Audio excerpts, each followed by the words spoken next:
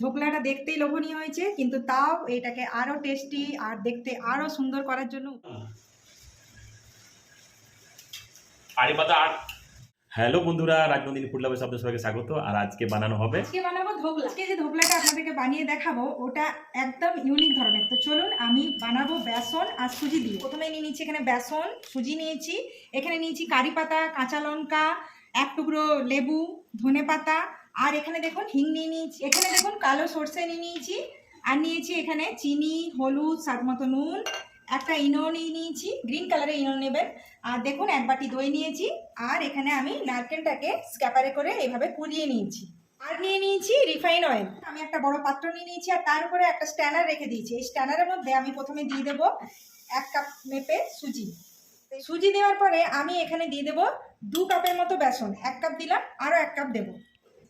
এই স্ট্যানারের মধ্যে বেসন ও সুজি দেওয়া হয়ে গেছে। এবার চলুন এটাকে আমি ভালো করে এইভাবে স্ট্যানারের মধ্যে চেলে নেব।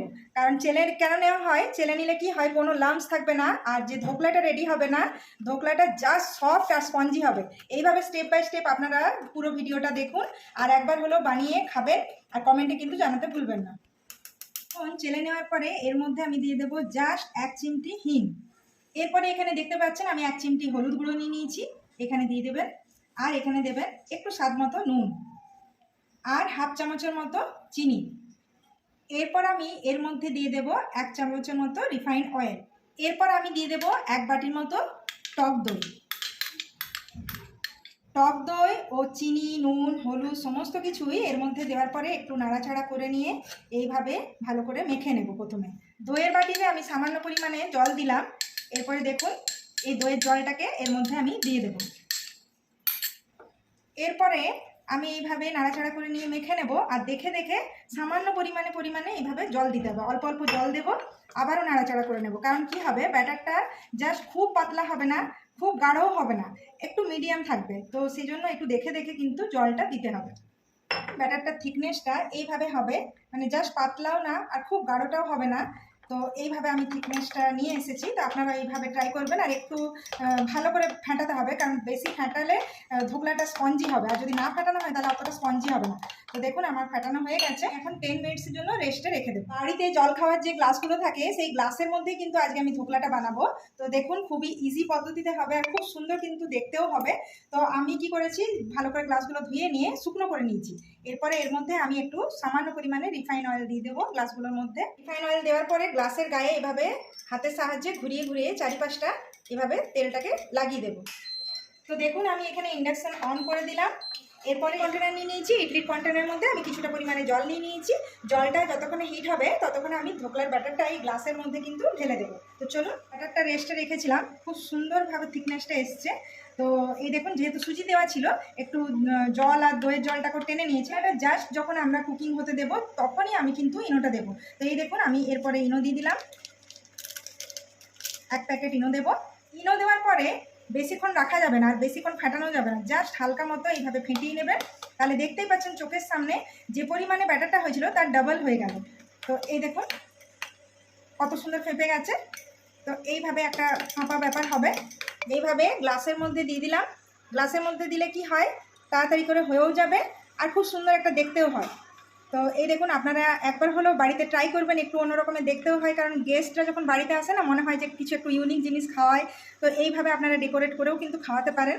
আমি পুরো ধোকলার ব্যাটারটা গ্লাসের মধ্যে দিয়ে দিয়েছি, আর আপনারা লক্ষ্য করছেন যে গ্লাসে কিন্তু আমি পুরো ভর্তি করিনি, কারণ দেখুন এটা যখন ভাপ নেবে না তখন উপর পর্যন্ত উঠে যাবে।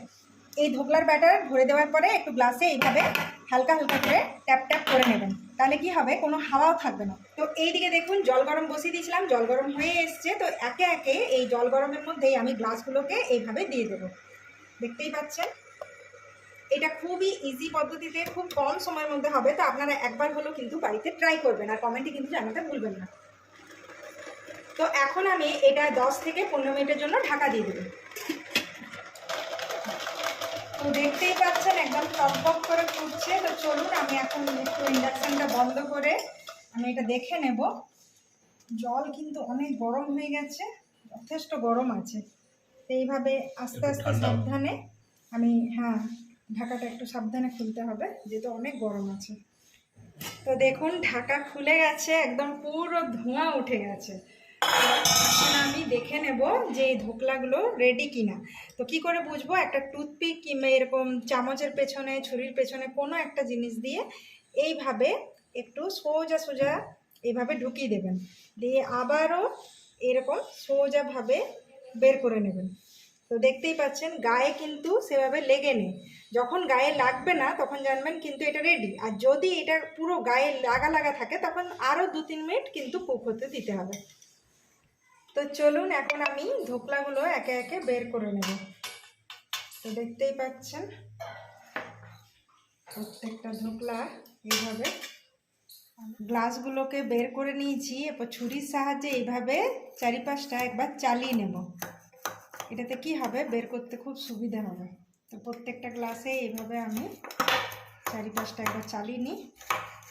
তো চলুন এরপরে একটা বড় উঁচু থালা নিয়ে নিয়েছি। এরপরে এর মধ্যে আস্তে আস্তে এইভাবে গ্লাসটাকে উল্টে দিয়ে এইভাবে একটু চাপ দিয়ে দিলাম। দেখতেই পাচ্ছেন চাপ দিতে দিতে জাস্ট সুন্দরভাবে বেরিয়ে গেল।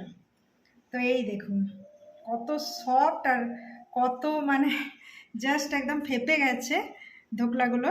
তো এইভাবে গোল গোল শেপ হয়েছে। তো আপনারাও একবার হলো বাড়িতে ট্রাই করবেন। এই দেখুন প্রত্যেকটা ধোকলাই এইভাবে একে একে খুলে নিচ্ছি। আর কত জালি জালি ব্যাপারটাও হয়েছে দেখুন।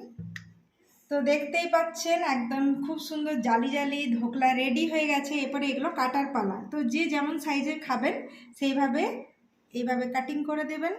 কোনো গেস্ট এলেও বাড়িতে খুব খুশি হবে যে কত ইউনিক ধরনের আর কত কম সময়ের মধ্যে এত সুন্দর সফট। দেখতেই পাচ্ছেন ছুরিটা দিতে দিতে বোঝা যাচ্ছে কত সফট ধোকলাগুলো রেডি হয়েছে। একে একে সমস্ত ধোকলাগুলোকেই কেটে নিলাম। ধোকলা হয়ে গেছে। এবার ধোকলাটাকে ছক লাগানোর জন্য আমি এখানে কড়াই বসিয়ে দিয়েছি। এরপরে এই কড়াইয়ের মধ্যে আমি দিয়ে দেবো 2 চামচের মতো রিফাইন অয়েল। তেল গরম হয়ে গেছে। এরপরে এর মধ্যে আমি দিয়ে দেবো 1 চামচের মতো কালো সর্ষে। কালো সর্ষে দিয়ে দিয়েছি। এরপরে দিয়ে দেবো সামান্য পরিমাণে স্বাদ মতো নুন। এখন আমি দিয়ে দেবো বেশ কিছুটা পরিমাণে কারি পাতা।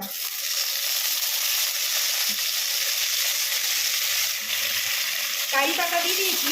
এরপরে একটু ভালো করে এভাবে নাড়াচাড়া করে নেবো। জাস্ট একটা সুন্দর গন্ধ বেরিয়ে এসেছে। এই সময় আমি দিয়ে দেবো কিছুটা পরিমাণে চিনি আর দেবো গোটা গোটা 4-5টা কাঁচা লঙ্কা। তো আমার যেহেতু বাড়িতে খাই সেজন্য আমি গোটা কাঁচা লঙ্কা ইউজ করেছি। আপনারা যারা যারা ঝাল পছন্দ করেন কাঁচা লঙ্কাগুলো একটু চিড়ে দেবেন। তো চলুন এরপরে এখন আমি এর মধ্যে দিয়ে দেবো যথেষ্ট পরিমাণে জল।